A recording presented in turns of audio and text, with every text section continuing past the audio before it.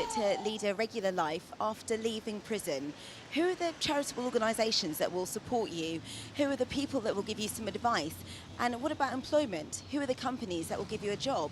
Well, I'm going to investigate. We're a charity that was set up actually at the time of the riots in 2011. When I saw children as young as 8 rioting, I thought something had to be done. So it was then that I decided that I was going to set up something specifically for offenders. I think for me, when you look at why people offend in the first place, a lot of it's to do with their childhood, their background, the problems they've fallen into.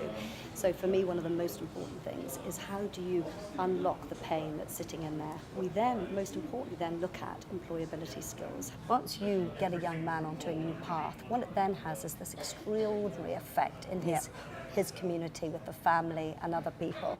Everyone's got this perception of you, this stereotype that's over your head, you know, and they expect that you're going to do the same thing again. On your way to where you are now, were you ever tempted to relapse back into Of course. That's probably the main thing that I struggled on myself, because there was times I was so tempted to pick up a phone, get some drugs and hit the roads, but that's the easy option. That's me going backwards. What's the message that you give to young people who are perhaps at risk of offending? Don't give up. Never give up. In terms of organisations and companies which would hire ex-offenders and have programmes in place to support them, how would you feel about those companies?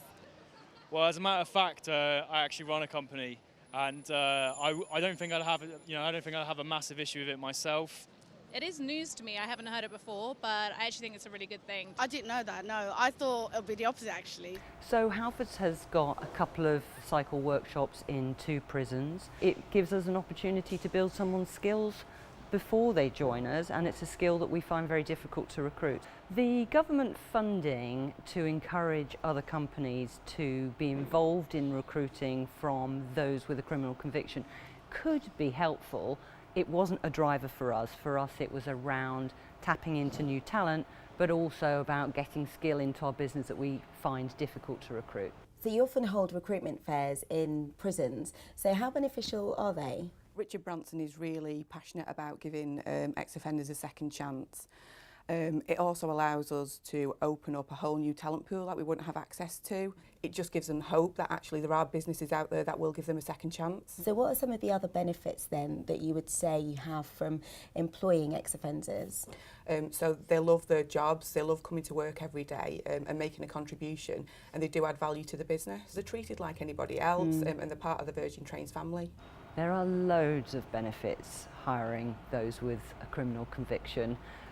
We get an opportunity to meet some amazing people. We get to tap into a diverse group of people that wouldn't, again, necessarily get an opportunity at a second chance. And we've recruited some great people on the back of the scheme.